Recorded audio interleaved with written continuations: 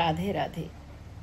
একদিন গোপীগণ বাঁশিকে জিজ্ঞাসা করছেন যে, আরে বাঁশি, তুই সবসময় কিভাবে গোবিন্দের ঠোঁটের মধ্যে চিপকে থাকিস? বাঁশি কি বললো জানেন? বাঁশি বলল, কি বলবো সখী, আমি তো বেশ ভালোই ছিলাম আমার ঝুন্ডের মধ্যে। আমি আমার ঝুন্ডের মধ্যে বেশ আনন্দে কৃষ্ণ কৃষ্ণ নাম গাইতাম। কিন্তু একদিন কি হলো জানিস? একদিন এই ছলিয়ার নজর পড়ে গেল আমার ওপর। আর সে কি করলো জানিস? সে প্রথমে আমার কুটুম্ব থেকে, আমার পরিজন থেকে আলাদা করে দিল। কিন্তু আমি কৃষ্ণ কৃষ্ণ নাম করেই চলেছি। তারপর সে আমাকে কেটে ছেটে দিল। ব্যথা তো খুব হচ্ছিল, কিন্তু আমি কৃষ্ণ কৃষ্ণ নাম করেই চলেছি। তারপর কি করলো জানিস?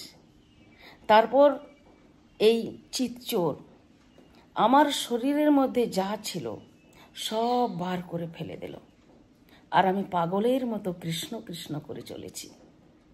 তারপর কি করলো জানিস? তারপর আমার এই হৃদয়ের মধ্যে, আমার অঙ্গের মধ্যে 6টি ছিদ্র করে দিল সুরাং, আর আমি পাগলিনীর মতো কৃষ্ণ কৃষ্ণ করেই চলেছি। তখন অন্তকালে কি করলো জানিস? অন্তকালে এই কৃষ্ণ বলল যে, আমি হেরে গেলাম, তুই জিতে গেলি। তুই সদা সর্বদা আমার এই ঠোঁটের মধ্যে বিরাজমান হয়ে থাকবি। বলো রাধে রাধে।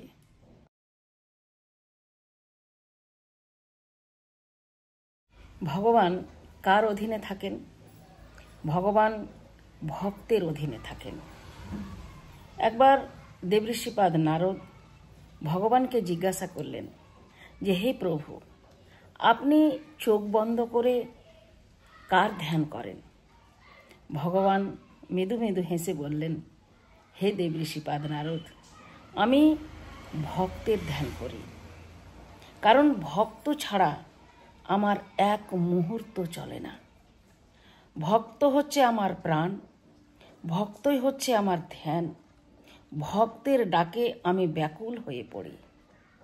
ভক্ত প্রিয় আমি, আমার প্রিয় ভক্ত। ভক্তের হৃদয়ে আমি থাকি, আমার হৃদয়ে ভক্ত থাকে। বলো রাধে রাধে।